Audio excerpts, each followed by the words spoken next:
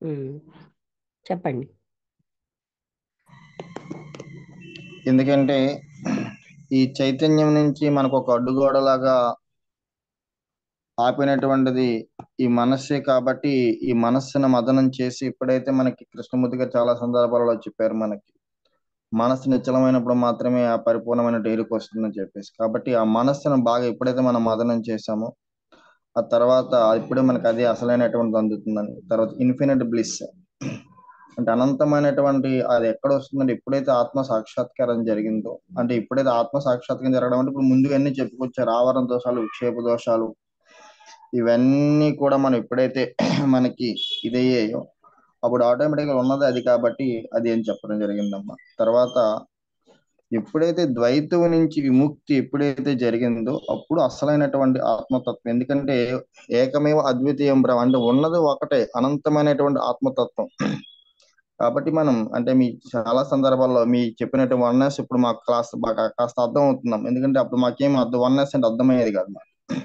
ఎందుకంటే ఉన్నది ఒక్కటే అందుకే అందుకే దత్తోపనిషత్తులో కూడా మనకేం చెప్పబడుతుందంటే బ్రహ్మము నుంచి మహత్తు నుంచి మాయ ప్రపంచం వచ్చిందని చెప్పబడింది అలాగే జీవన్ముక్తుడి యొక్క ఇది చెప్పబడిందమ్మా జీవన్ముక్తుడికి ఏంటి ఎప్పుడైతే పరిపూర్ణమైనటువంటి అంటే పరిపూర్ణంగా ఒక లేస మాత్రమైనప్పుడు ఏవైతే ఉన్నాయో అవన్నీ ఎప్పుడైతే పోయాయో ఆవిడ బ్రతికుండగానే ఏంటవుతుందంటే జీవన్ముక్త స్థితిని అనుభవిస్తాడు దానికి మనకి చాలా ఎగ్జాంపుల్ గా మనం ఒక రామకృష్ణ పరమహంస లేకపోతే రమణ మహర్షి లాంటి వాళ్ళు చాలా మంది మహాత్ములు ఈ భూమి మీద మనకి అలా సంచరించినటువంటి మహాత్ములు చాలా మంది ఉన్నారు ఇంకోటి ఏంటంటే ఇక్కడ చాలా మంది ఇక్కడ మన బంకా బాగా తెలుసుకోవాల్సింది ఏంటంటే ఏదో కాస్త గ్రంథాలు చదివి నాలుగు మాటలు నేర్చుకుని తిరిగి కాదండి ఇప్పుడు మీకు మాకున్నటువంటి పెద్ద ఇదేంటమంటే మీరు అది అనుభవించి చెప్తున్నారనమాట ఇప్పుడు మేమేంటి పుస్తకాలు చదివి ఏదో నాలుగు మాట్లాడతాం ఇది కాదు ఇంకోటి ఏంటంటే మరి మాలో ఎందుకు మార్పు వస్తుందంటే మీరు ఏ సత్యం అయితే అనుభూతి చెందారో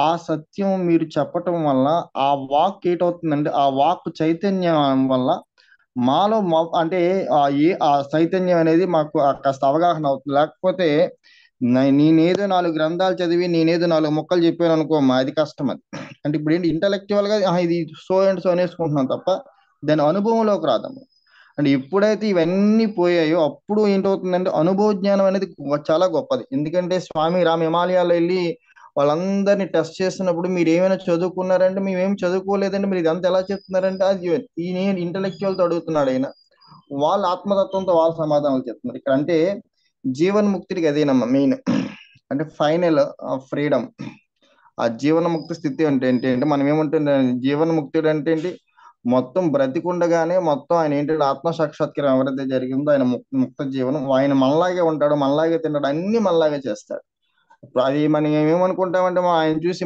ఆయనకంటే మనమే చాలా బాగున్నాం అనేటువంటి సందర్భాలు ఇది అవుతాం కానీ నిరంతరం ఆయన ఆత్మతత్వం తిరిగి ఉంటాడు మనం ఏంటవుతుంది అనాత్మతో మనం తాదాత్మ్యం చెందుతాం జీవన్ముక్తికి మనకున్నటువంటి మెయిన్ డిఫరెన్స్ అదేనా ఆయన అప్పుడు ఏంటవుతుందంటే ఇప్పుడు స్వేచ్ఛగా ఉంటాడు జననమరణ చక్రంలోకి మరలా బంధింపబడ్డాడు ఎప్పుడైతే జీవన్ముక్తి స్థితికి వచ్చిందో దాన్ని మరలా వచ్చేటువంటి అవకాశం లేదు ఎందుకంటే పాల నుంచి వెన్న నుంచి నెయ్యి నెయ్యి అయితే మళ్ళీ అలాగే పాలు అవ్వదు అలాగే ఆటోమేటిక్గా ఏటవుతుందంటే జననమరణ చక్రంలోంచి ఆయన వచ్చేటువంటి మళ్ళీ అవకాశం లేదు అలాగే 350 అమ్మ ఈయన ఒక సిన్సియర్ లాయరు ఈయన ఏదో చదివారు 12 సంవత్సరాలు గురువు సేవ చేయడం ద్వారా ఏంటని చెప్పేసి ఎందుకంటే ఇది 12 సంవత్సరాల వేదం 12 సంవత్సరాలు నేర్చుకోవాలని అలాగే సాయిబాబా కూడా నా గురువును 12 సంవత్సరాలు సేవించాను ఆయన సేవిస్తుంటే అంటే నాకు ఆహారం కూడా ఇదేది కాదు కేవలం 12 సంవత్సరాల వేపాకులు తిని జీవించానని చెప్పడం జరుగుతుంది అంటే ఇక్కడ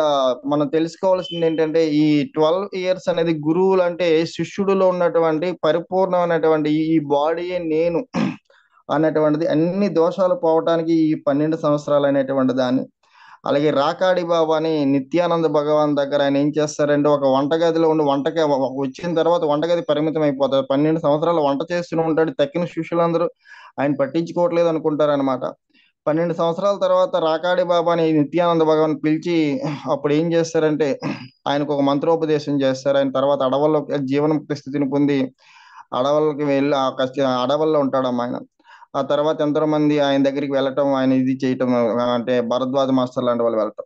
ఎందుకు ఏంటవుతుందంటే 12 సంవత్సరాలు ఆయనలో ఉన్నటువంటిది అంతా కూడా గురువు ఏం చేశారు మనం ఏమనుకుంటామంటే, గురువు యొక్క ఆ పూర్ణ స్థితి ఎలా ఉంటుంది అంటే, ఒక తల్లి తాబేలు ఒక పిల్ల తాబేలు యువతల ఒడ్డు నుండి అవతల ఒడ్డు తల్లి తాబేలు ఉంటుంది. అక్కడ దానికి ఆహారం కానీ పాలు కానీ కేవలం గురువు యొక్క దృష్టి ఆయన వీక్షిస్తాడమ్మ.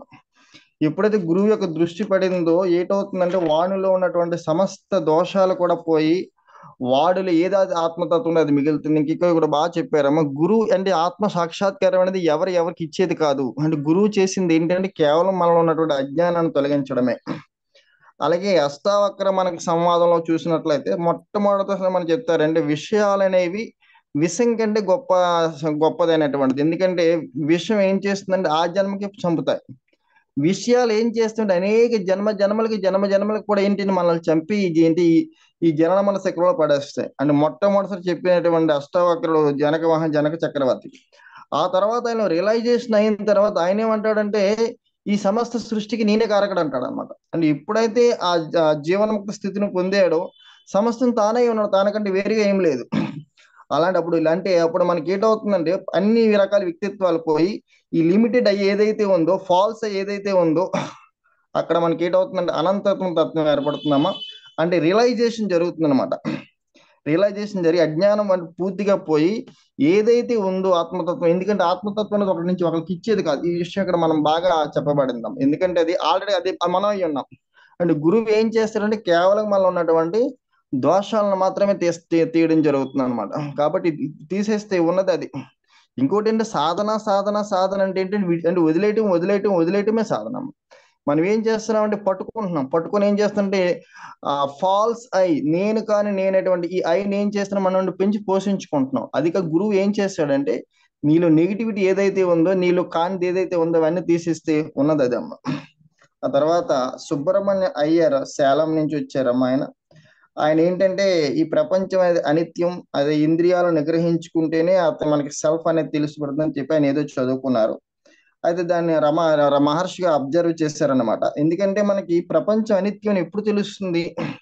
ఎందుకంటే ప్రపంచ వస్తువులు కూడా మన సుఖాన్ని ఇస్తున్నాయి కదా. మనకి ఎప్పుడు తెలుస్తుంది? ఎందుకంటే పెద్దది ఏదైతే మనకు తెలిసినప్పుడు ఇది మనకి అనిత్యం తెలుస్తుంది.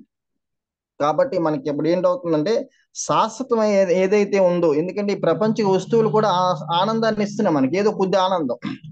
కాబట్టి ఏంటి ఇది ఇది శాశ్వతమైన ఆనందం కాదని ఎప్పుడైతే మనకు తెలుస్తుందంటే, శాశ్వతమైనటువంటి దాన్ని ఎప్పుడైతే మనం పట్టుకున్నామో, ఎప్పుడైతే దాని గురించి తెలుసుకున్నామో, అది అనుభవంలోకి వచ్చిందో అప్పుడు అశాశ్వతమైనటువంటి దాన్ని మనం వదులుతాం. అప్పుడు అది ఏంటంటే మహర్షి ఏం చేశారంటే, అంటే ప్రతి ఒక్కరు ఏం చేశారంటే ఇక్కడ మనకి మహాత్ములు వాళ్ళ దగ్గరికి వెళ్ళినప్పుడు మన స్థితి ఏంటో వాళ్ళకి అర్థమైపోతుంది. అర్థమైపోయి ఏం చేస్తారంటే మనల్ని అనేక రకాల కరెక్షన్ చేస్తుంటారు. ఇంతకు ముందు కూడా సార్ చెప్పాను. మేడం గారి దగ్గర ఉండడానికి వెళ్ళి ఒక రోజు ఏం చేసామంటే, నేను సోమవారం వస్తే శివాలయంకి వెళ్ళిపోయి అక్కడ గంట కూర్చొని వచ్చాను. తర్వాత 8:30కి వచ్చి గాబరా పడిపోయి కాలేజీకి వెళ్ళిపోతే, నారాయణ గారు మీరు ఎందుకు వచ్చారని అడిగారు. నేను మీ దగ్గరికి వచ్చానమ్మా, మీరు శివాలయంకి వెళ్ళి ఏం చేశారంటే, ఏంటి ఇక్కడ నేను బ్రతికున్నటువంటి గురువుని, అంటే నేను గురువు అని అనుకోవటం కాదు. ఏంటి ఇక్కడ వదిలేసి నేను ఏం చేశాను, అక్కడ ఏదో శివుడు నా శివాలయంకి వెళ్తే నాకేది ఇది వస్తుందని చెప్పి నేను అక్కడ వెళ్ళడం జరిగింది. అలా కాకుండా గురువుకి సర్వస్వ శరణాగతి ఎప్పుడైతే మనం చేశామో అప్పుడు మనకి అసలైనటువంటిది అనేది అర్థమవుతుందని చెప్పి. ఎందుకంటే ఇలాగా చాలా రకాలైనటువంటి తప్పులు మేము కూడా ఈ జర్నీలో చేయడం జరిగిందమ్మా.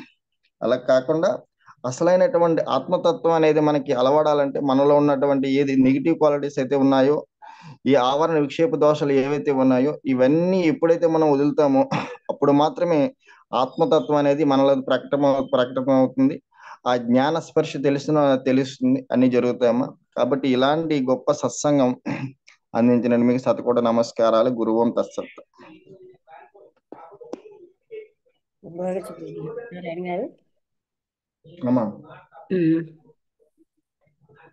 ఇంకేమైనా డౌట్స్ ఉన్నాయా? అదే మనకి ఇవాళ అంటే అన్రియాలిటీ ఆఫ్ ది వరల్డ్ ఎలా తెలుస్తుంది అంటే, శాశ్వతత్వ అనుభూతి లేకుండా అని అన్నారు కదా మహర్షి. అంటే అప్పటికి ఇది రియల్ కాదు అని తెలియదు అనమాట. ఏ రియల్ అని జీవిస్తూ ఉంటాం. అదేని 12 ఏళ్ళు సృష్టి చేయాలి అంటే అజ్ఞానం పోగొట్టడమే గురువు చేస్తాడు తప్ప, ఆత్మతత్వం అనేది తానే ఆత్మయ్య ఉన్నాడని తెలుసుకుంటాడు అజ్ఞానం పోతే. అంటే శాశ్వతం ఏదో ఆనందం తనలో ఉన్నదని అప్పుడు తెలుసుకుంటాడు. తన తానదే ఆత్మ ఉన్నాడు ఆవిడ పట్టు. ఆనందం అవును, తానై ఉన్నాడని తెలుసుకుంటాడు. తెలుసుకుంటాడు. అంటే ఉన్నా ఇప్పుడు అజ్ఞానం అడ్డడం బట్టి తెలుసుకోవాలి, అనుభూతి అవును, లేకుండా ఉంటున్నాం. అందుకని మనం అవును. థియరిటికల్ గా తెలుసుకోవడం కాదు, అనుభవపూర్వకంగా తెలియాలన్నట్టు. అనుభవపూర్వకంగా తెలియాలి. ఉమ్.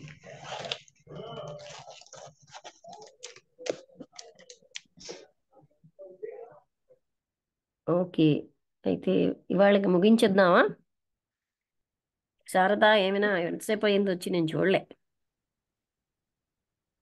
జస్ట్ ఒక నిమిషం, 2 minutes అయింది. ఆహా.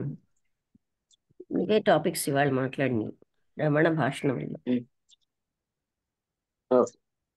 ముగించేద్దాం. రేపు క్లాస్ లేదు కదా? ఆ? రేపు నేను అనకాపల్లి వెళ్తాను.